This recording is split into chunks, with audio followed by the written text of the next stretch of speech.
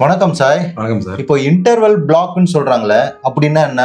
அதாவது இன்டர்வல் அப்படின்ற ஒரு கான்செப்ட் நம்மளுடைய கலாச்சாரத்துக்குள்ளார வந்ததுக்கு அப்புறம் ஒரு இடைவேளை நம்ம கொடுக்குறோம் இல்லையா?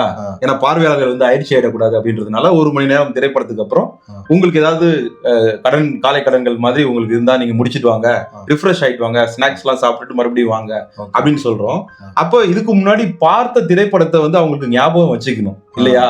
அப்ப ஏதோ ஒரு இறுதி கட்டம் மாதிரி ஒரு கிளைமேக்ஸ் மாதிரியான ஒரு காட்சியோட இன்டர்வல் நம்ம கொடுக்க வேண்டியதா இருக்கு. இங்க வந்து இன்டர்வல் பிளாக், இன்டர்வல் பேங்க் இப்படி எல்லாம் வந்து சொல்லுவாங்க. அது ஏன் அப்படின்னா இந்த ஒரு விஷயம் வந்து அவங்க மனதுல இருந்துகிட்டே இருக்கும்.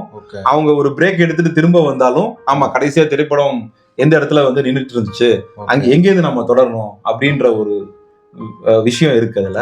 அதனால மக்கள் ஞாபகத்துல வச்சுக்கணும் அப்படின்றதுனால இன்டர்வல் பிளாக், இன்டர்வல் பேங்க் அப்படின்ற ஒரு கான்செப்டை கொண்டு வந்து ஒரு விறுவிறுப்பான ஒரு கட்டத்தோட இன்டர்வல் விடுவாங்க. அதுக்கு பேர் தான் இன்டர்வல் பிளாக்.